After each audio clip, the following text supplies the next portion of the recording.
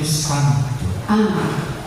Ang pagpapala ng ating Panginoong Jesucristo, ang pag-ibig ng Diyos Ama, at ang pakikipagkaisa ng Espiritu Santo naway sumainyo lahat. At sumayin. Mga kapatid, aminin natin ang ating mga kasalanan upang tayo maging marapat gumanap sa banal na pagdarima. Inaamin ko sa makapangyarihan ng Diyos at sa inyo mga kapatid na lubha akong nagkasala sa isip, sa salita, at sa gawa, at sa aking pagkukulang. Kaya sinasama ko sa mahal na Birhen Maria, sa lahat ng mga anghel at mga banal, at sa inyo mga kapatid, na ako'y ipanalangin sa Panginoong ating Diyos. Kaawa tayong makapangyarihang Diyos, patawarin tayo sa ating mga kasalanan, patabayan tayo sa buhay na walang hanggan. Amen.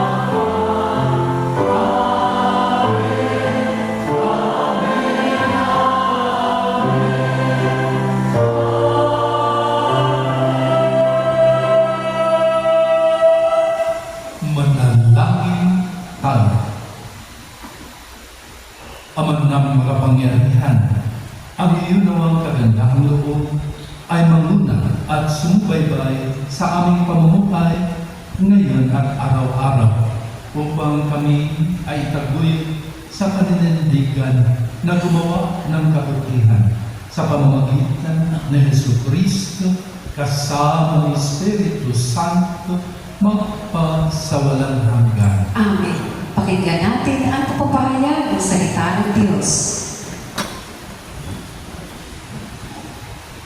Pagbasa mula sa ikalawang aklat ng mga hari. Noong mga araw na iyon, sina Aman ay lumusok sa ilog Jordan at lumubog ng 7 uli.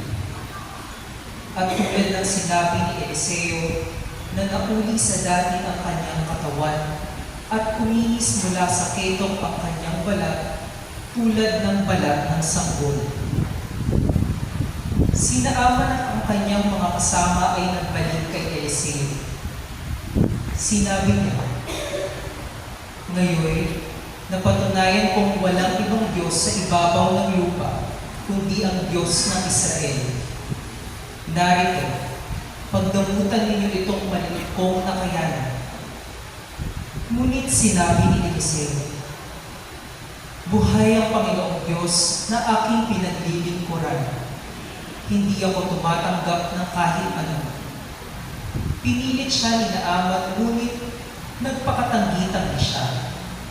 Dahil dito, sinabi ni Naaman, "Kung ayaw ninyo itong tanggapin, maaari po ba namang kargahan ko ng lupa nito ang 2 kong kabayo?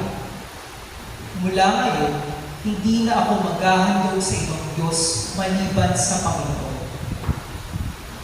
Ang salita ng Diyos. Salamat sa Diyos.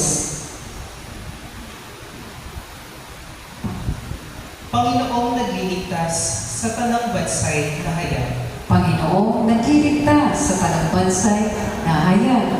Umawit ng bagong awit at sa puon ay ialay, pagkat yaong ginawa niya ay kahanga-hangang tunay. Sa sariling lakas niya at taglay na kabanalan, walang hirap na natamo, yaong hangad ng tagumpay. Panginoong nagliligtas sa tanang bansay na hayag. Ang tagumpay niya rito ay siya na rin ang naghayag. Sa harap ng mga bansay na hayag ang pagliligtas. Ang pangako sa Israel, lubos niyang tinutupad. Panginoong nagliligtas sa tanang bansay na hayag. Tapat siya sa kanila at ang pag-ibig ay wagas. Ang tagumpay ng ating Diyos kahit saan ay namalas. Magkaingay na may galak, yaong lahat sa daigdig. Ang poon ay buong galak na purihin sa pag-awit. Panginoong nagliligtas sa tanang bansay na hayag.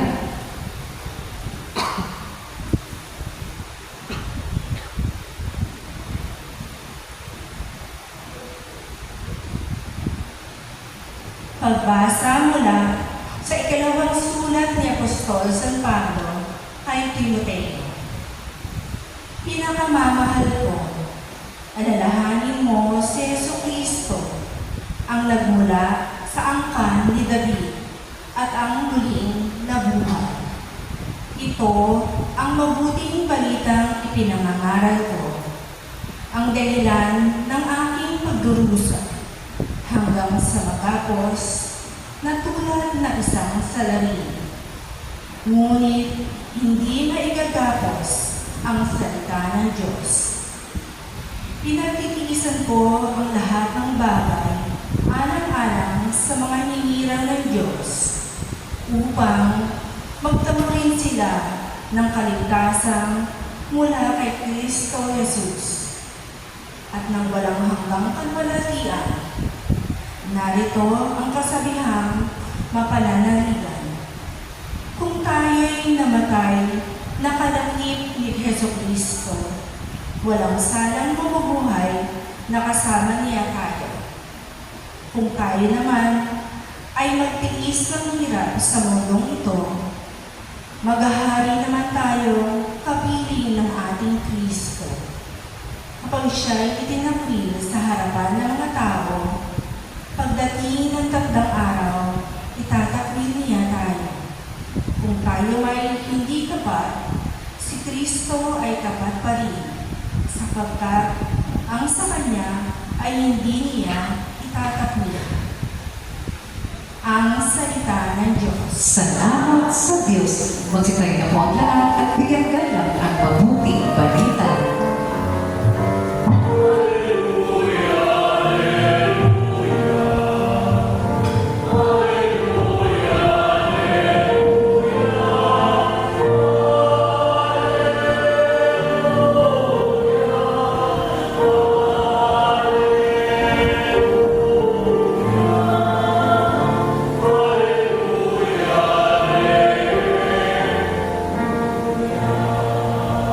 Diyos Amay, naghahangad, lagi tayo pasalamat kaysa ng Kanyang anak.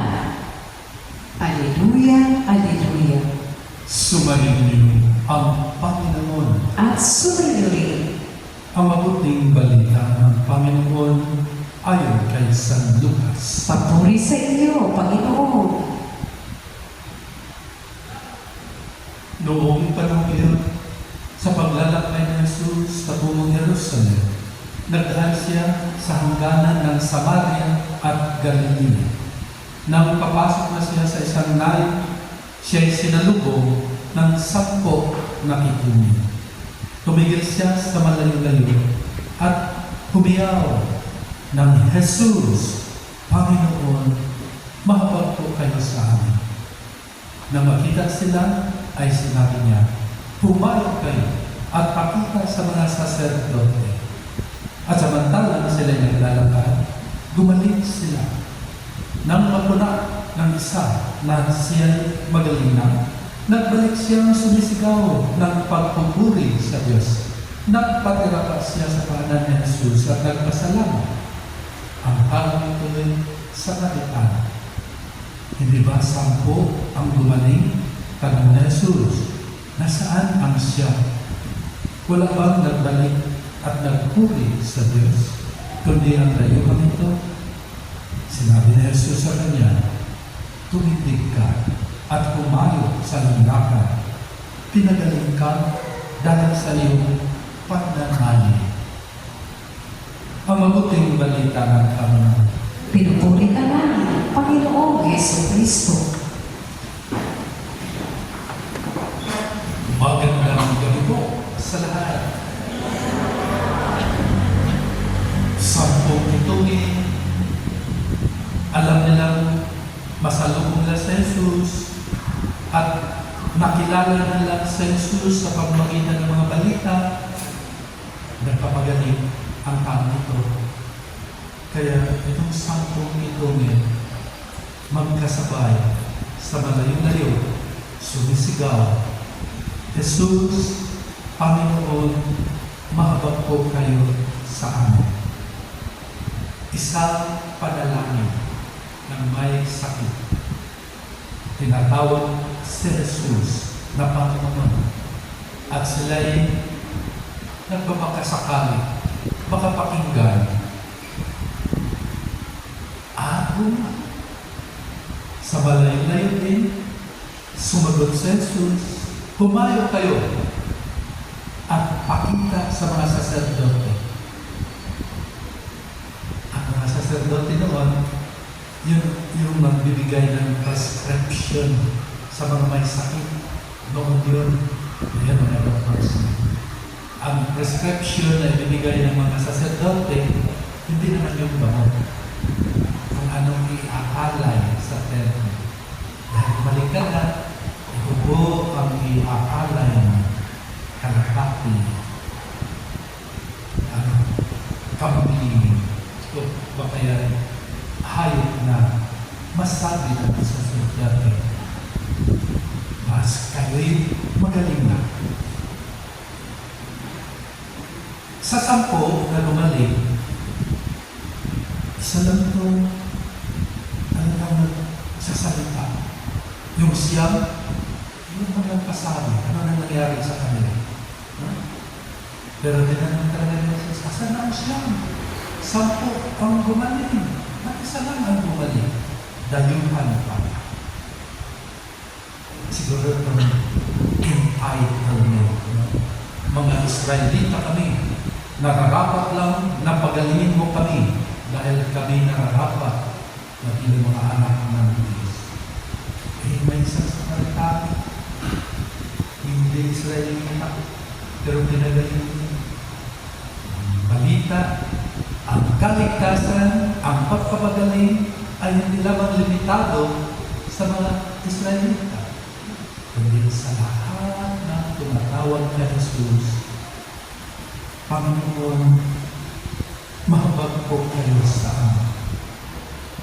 Lahat ng tumatawag sa Kanya at humingi ng tulong, pinapakinggan pala ni Jesus.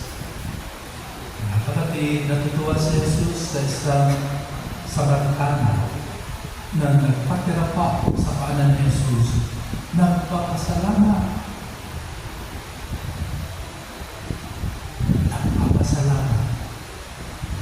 Itong salitang salamat, buhay pa ba yan sa ating panahon ngayon? Salamat po. Nandiyan po ba yan? Pansinin niyo yung mga anak ninyo. Pag naibigay kayo, nagpapasalamat ka ba sila? Pansinin niyo na baka wala lang din. Wala lang kayong pakialam. No? Ay, obligasyon nyo pa. Mabigyan mo kami ng pang-matrikula. Bakit na ng pang-matrikula? Alis ka, wala pa ng thank you. Wala. Hindi ba nila nagsabi ang papa? Hoy, wala bang thank you dyan? Wala lang. Wala ka sa proseso. Basta, obligasyon ko to na yan kayo ng pang-tuition ko na, bago, para kapag-aral, okay na sa akin. Kahit ay kulang ka na. Turuan mo sila magsabi, salamat, Papa. Dahil batang marunong magpasalamat, dahil nakita nila ang kanilang Papa at Mama na nagpapasalamat mo. Kaya, mga Papa, Mama, baka pagilong dahilan dahil hindi kayo nagpapasalamat. Simple, paggawa ng mga bagay-bagay sa bahay, pagkakita ng anak niyo, say thank you. Thank you sa paglilinis. Thank you sa pagluluto. Thank you, anak. Nandito ka na, maaga ka na umuwi. Simple lang po yun. Pero, malaking bagay po yun sa mga puso at mga tenga ng mga anak.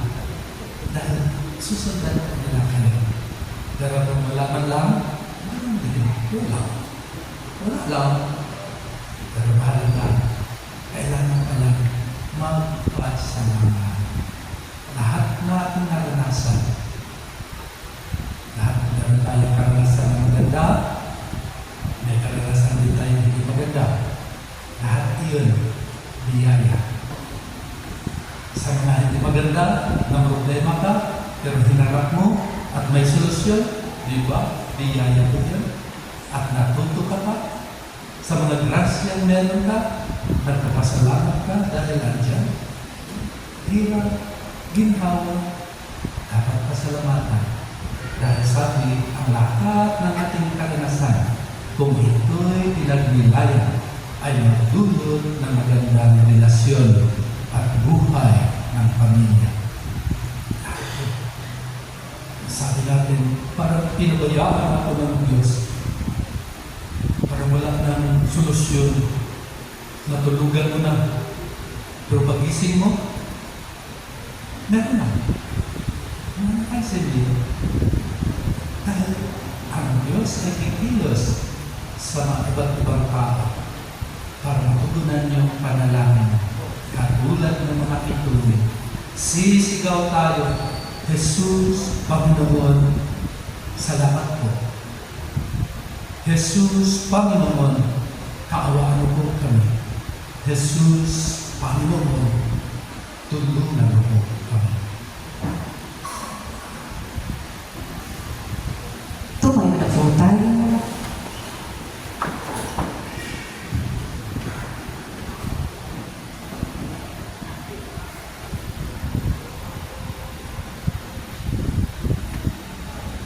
Ipahayag natin ngayon ang ating pananampalataya. Sumasampalataya ako sa Diyos amang makapangyarihan sa lahat na may gawa ng langit at lupa. Sumasampalataya ako kay Jesucristo, isang anak ng Diyos, Panginoon natin lahat. Nagkatawang tao siya, lalang ng Espiritu Santo, pinanganak ni Santa Maria Berme, pinagpakasakit ni Poncio Pilato, ipinako sa krus, namatay, inilibig, nanaog sa kinaroonan ng mga iwan, nang may tatlong araw, nabuhay na maguli, umakyat sa langit, nagluto sa kanan ng Diyos ang makapangyarihan sa lahat. Doon magmumula Pagilito at hukuko sa nabubuhay at namamatay na tao. Sumasampalataya naman ako sa Diyos Espiritu Santo, sa banal na simbahan katolika, sa kasamahan ng mga banal, sa kapatawaran ng mga kasalanan, kasalanan, sa pagkabuhay ng muli ng mga tao, at sa buhay na wala walang hanggan. Amen. O Diyos ng Ama, sa pamamagitan ng iyong anak, pinupukaw mo ang aming mga puso tungo sa pasasalamat sa iyong walang hanggang pag-ibig. Sa diwa ng pasasalamat, manalangin tayo. Ama, dinggin mo ang aming panalangin. Ama, dinggin mo ang aming panalangin. Sa diwa ng pasasalamat, magkaisa nawa kami iyong simbahan tungo sa pagtataguyod ng iyong kaharian. Manalangin tayo. Ama, dinggin mo ang aming panalangin. Gabayan mo ang aming mga pulong bayan upang sila'y makapaglingkod sa sambayanan ng may pusong mapagpasalamat sa iyo. Mapagtanto nawa nilang kung wala ka, wala rin silang may pangyayaring tunay na matagumpay. Manalangin tayo. Ama, dinggin mo ang aming panalangin. Itinataas namin sa iyo, aming Ama, ang mga kapatid naming katutubo at silang mga lubusan ang pagkarukha. Tulungan mo kaming gampanin ang iyong kalooban sa kanilang buhay sa pamamagitan ng anumang tulong na aming maihahandog sa kanila. Manalangin tayo. Ama, dinggin mo ang aming panalangin. Yakapin mo sa iyong walang hanggang paghahari ang mga yumao namin umaasa humimlay sa piling mo. Manalangin tayo. Ama, dinggin mo ang aming panalangin. Sa ilang sandali ng katahimikan, itaas natin sa Diyos ang ating mga pansariling kahilingan. Gayon din ang mga pangangailangan ng ating pamayanan. Manalangin tayo. Ama, dinggin mo ang aming panalangin. Pagpanibaguhin mo po, Ama, ang aming puso, isip at kalooban upang sa tuwina ang aming pagtira ay umimok lamang sa pagpapasalamat sa iyo sa pamamagitan ni Kristo kasama ng Espiritu Santo magpasawalang hanggan. Amen. Magsipo po.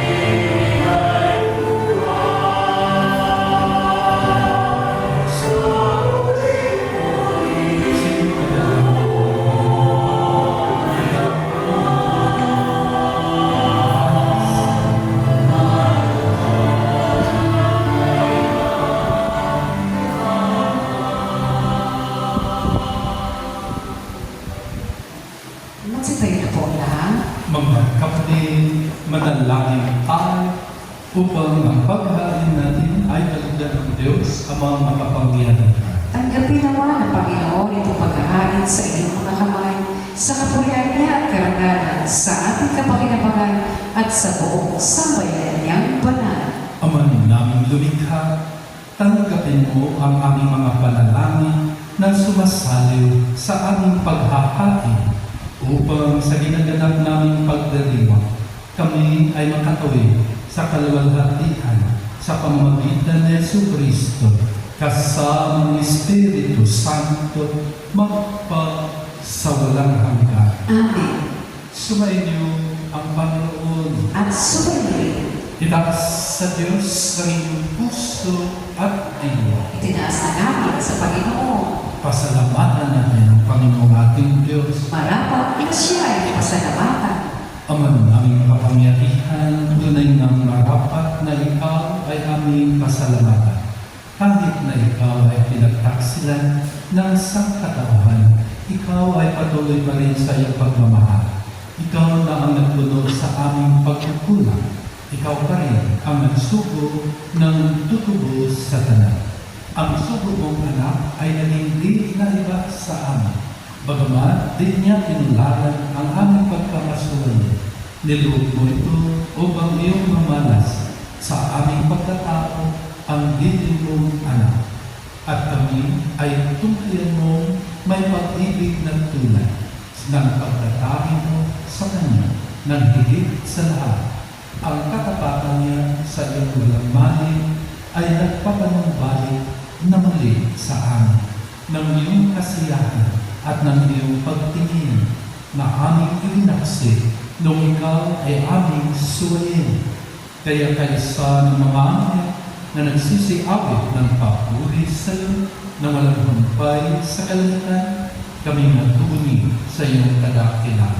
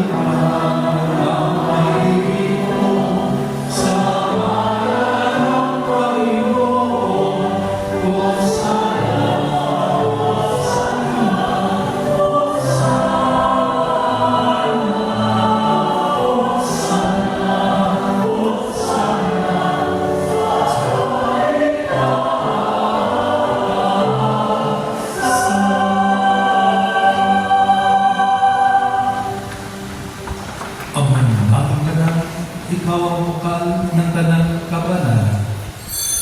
Kaya sa pamamagitan ng Espiritu, gawin mong banal ang kaloob na ito upang para sa amin ay maging katawan at dugo ng aming Panginoong Jesucristo.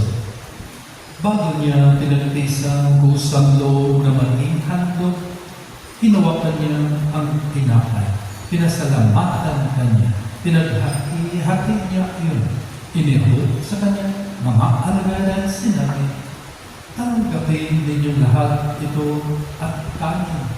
Ito ang aking katawan na ihahandog para sa inyo.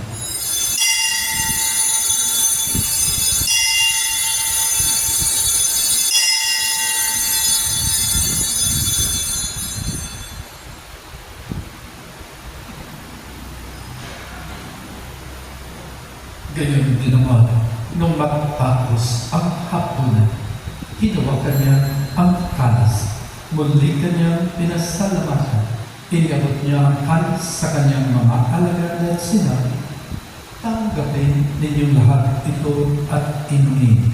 Ito ang kalis ng aking dugo, ng bago at walang hanggang ikan.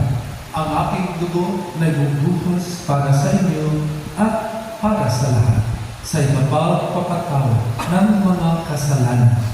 Gawin ninyo ito sa pag-alaala sa akin.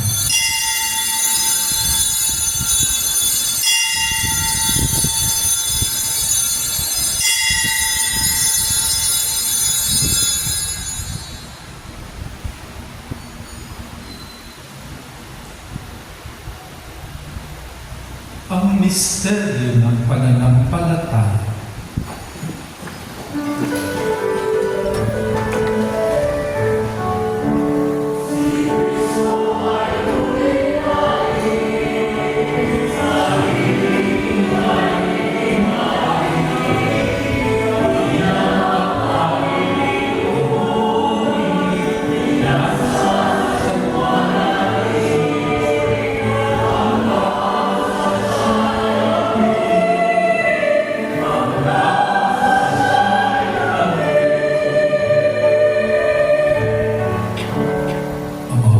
Ginagawa namin ngayon ang pag-alala sa pagkabatay at muling pagkabuhay ng iyong anak.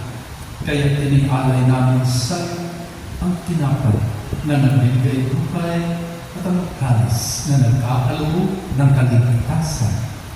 Kami papasalamat dahil kami iyong ninarapat nagtumayo sa harap mo para maglingkod sa iyo. Isinasama namin kami magsasalusal sa katawan at dugo ni Kristo ay mabuklod sa pagkakaisa sa pamamagitan ng Espiritu Santo. Ama, lingapin mo ang iyong simbahang laganap sa buong daigdig. Puspusin mo kami sa pag-ibig kay San Eleo, naming Santo Papa, at Pablo Berhel, naming Obispo, at ng Tanang Kaparihan.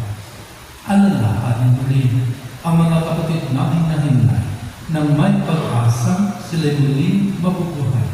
Gayon din ang lahat ng mga pumanaw. Kaawaan mo sila at patuloyin sa iyong kaliwanagan. Kaawaan mo at pamindapatin kami lahat na makasal sa iyong buhay na walang wakas.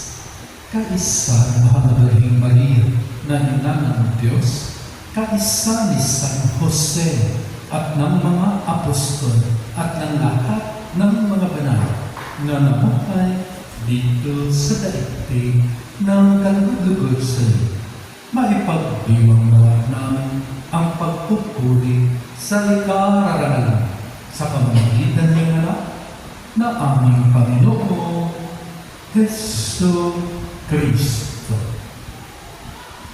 Sa pamamagitan ni Kristo, kasama niya at sa Kanya, ang lahat ng parangal at papuri ay sa iyo, Diyos Ama, makapangyarihan, kasama ng Espiritu Santo, magpasawalang hanggan.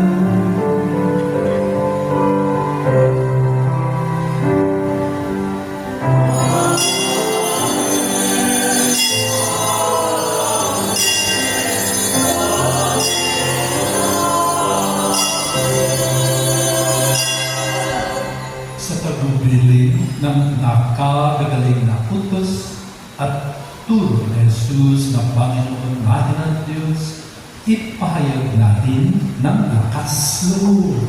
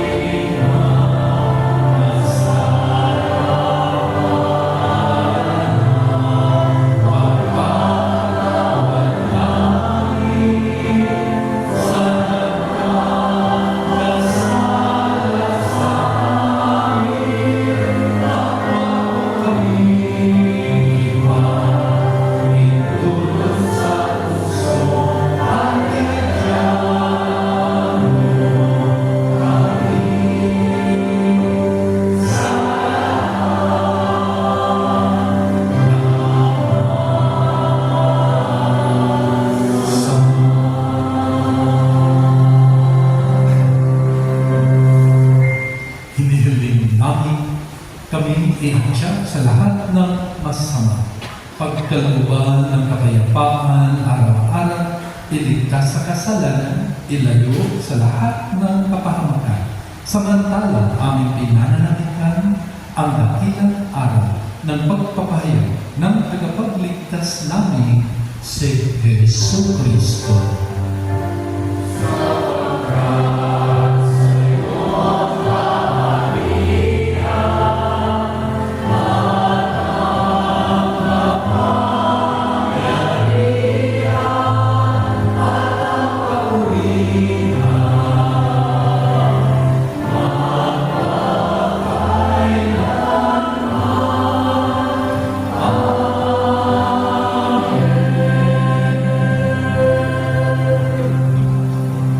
Panginoong Jesucristo, sinabi mo sa iyong mga apostol, kapayapaan ang iniiwan ko sa inyo.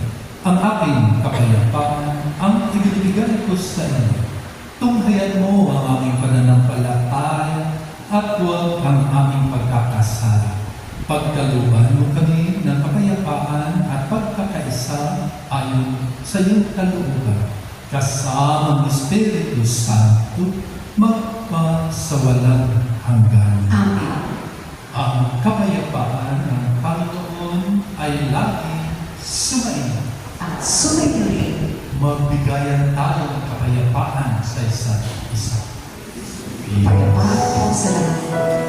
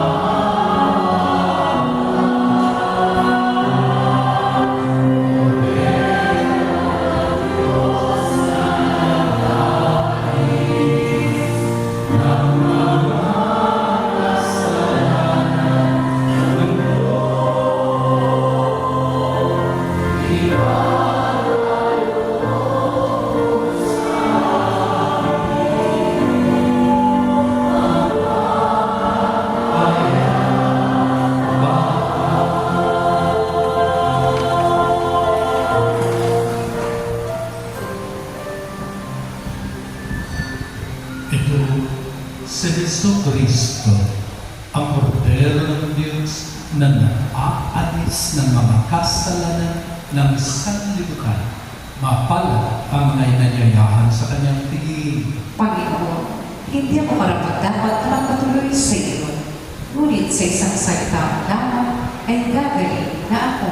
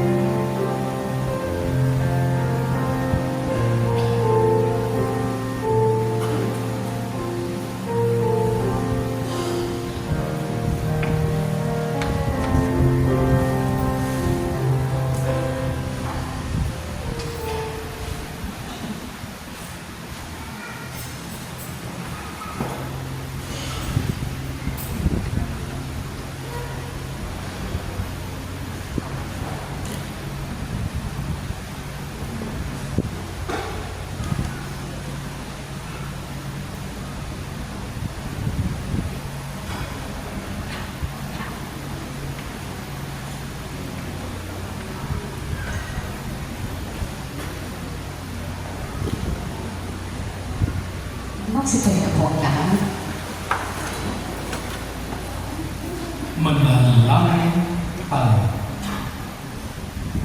Ama naming mapagmahal, ngayon na kami ay iyong pinapakinabang sa katawan at dugong banal, inilulog namin sa dakilang kabutihan sa tanan na kami ay gawin mong kasal sa iyong buhay sa pamamagitan ni Jesucristo kasama ng Espiritu Santo magpasawalang hanggan. Amen. Sumainyo ang Panginoon At sumayin at pagpalain kayo ng makapangyarihang Diyos, Ama at Anak at Espiritu Santo. Amen. Tapos na ang misa, humayo kayong taglay ang kapayapaan ni Kristo. Salamat sa Diyos.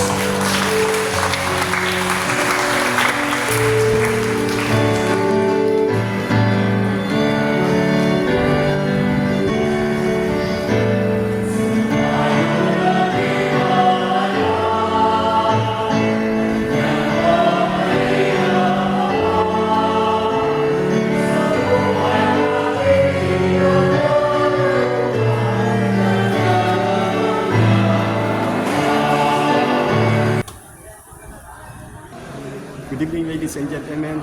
Please subscribe my YouTube channel, Cap TV, Timple TV. Thank you and God bless.